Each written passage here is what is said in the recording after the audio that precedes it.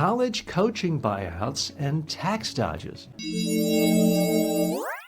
Giant college football buyouts are being sold to the public as, get this, philanthropy. But they function in a way that's not at all like philanthropy at all. This story is even worse than the last one, and it is profoundly annoying to me what goes on. Anytime someone mentions sports, it seems like people say, oh, all my brain cells, let me just blow them out. Let's just stop thinking, because that is essentially what happens. They're functioning like sleazy tax dodges. Scott Hodge, writing in the Washington Post this past week, notes that universities already owe about $228 million this season alone to 15 fired football coaches. That pushes total severance since 2012 past $1 billion. Let's wrap our heads around this. Colleges give gigantic salaries to these football players, these football coaches. But unlike you or me, if you get fired, if your boss gets sick of you, it's most likely an at-will situation. They can fire you at will. They can say, hey, TJ, don't like the cut of your jib any longer. Bye-bye, and walk you out the door. That's what happens to most people, not these football coaches. They can be told, hey, you've lost every game for the past 2 years. We know we told you we wanted you for 10 years, but now we're just going to pay you tens of millions of dollars to go sit on the beach for the next 8 years. That's what happens. And it's happening courtesy of suckers like you and me. That's right. Taxpayers are subsidizing this in a lot of different ways. So, as I mentioned, it's $1 billion of this severance pay in the last decade. LSU reportedly owes Brian Kelly about $54 million after firing him, while Texas A&M paid Jimbo Fisher roughly $76 million in 2023. At LSU, donations, many of them tax deductible, here's the rub, made up about 37% of the athletic department's $220 million in revenue last year. So here's the dirty little secret. Wealthy boosters write these checks to the athletic association of these schools, donations they call them. They claim a charitable deduction, and they shift part of the cost onto taxpayers because they don't have to pay tax. Athletic departments behave like professional entertainment business while hiding under the nonprofit umbrella of universities. If you believe in free markets, as I do, this is the opposite. Losses are socialized through tax breaks while private bragging rights stay with a few big donors. Okay, what's the real message here? It is an obscenity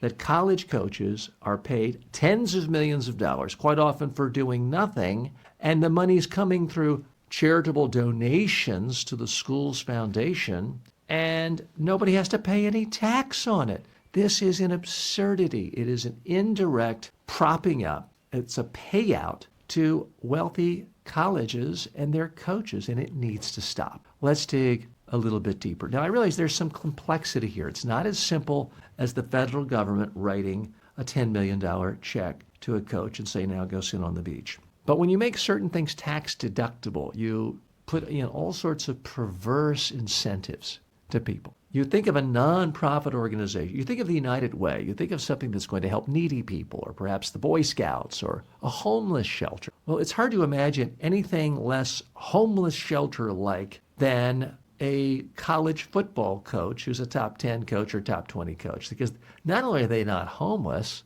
they make enough money to have 5 or 10 homes if they want it. They make so much money, they can buy homes that they've never stepped foot in and don't even know how many homes they have when you ask them. And it's coming in part because of the charitable donations that wealthy alumni give to the school. So that needs to be stopped. There should be absolutely no tax benefit to giving money to a university that's going to turn around and give the money to a football coach. Now, I've talked about this before in the show, and I'll say it again, that football coaches, basketball coaches, any coach at a public university is a public employee. Absolutely nothing bad would happen at a societal level if we simply said no public employee should be paid more than the President of the United States, which is $400,000 a year. I'm guessing, statistically speaking, you could live quite well on $400,000 a year because that is 5, 6 times more than what the average family in America makes. So yeah, you could get by on that. But LSU, no, they want to pay Brian Kelly $54 million to go to the beach for the next 8 years. It is an absolute obscenity. Now, top conferences generated nearly $110 billion in the last decade. LSU's athletics revenue roughly $220 million in 2024. Donations supplied 37% of the LSU athletic revenue. It's time more people started asking serious questions about this. Senator Maria Cantwell has asked questions about nonprofit status of big-time athletics. I hope she continues to do so. This is a tough problem for reform because the very same people who are the big, wealthy, fat cat boosters, they call them, at these colleges are quite often the very same people writing campaign checks to politicians. And so when something like this comes up for a vote, if it even got that far, the person could say, hey, I've given you $20,000 for all your elections the last 20 years. All I'm asking is don't change the tax-deductible status of my contribution, my donation to my state university, because that's really important. It's very hard for politicians to say no to that. So, look, folks, I'm here on this show to put a spotlight on what's in the news, analyze it, filter it, so you understand the real messages behind the story. And so you understand the honest philosophical debates going on in stories so that you can be more successful in your own communication.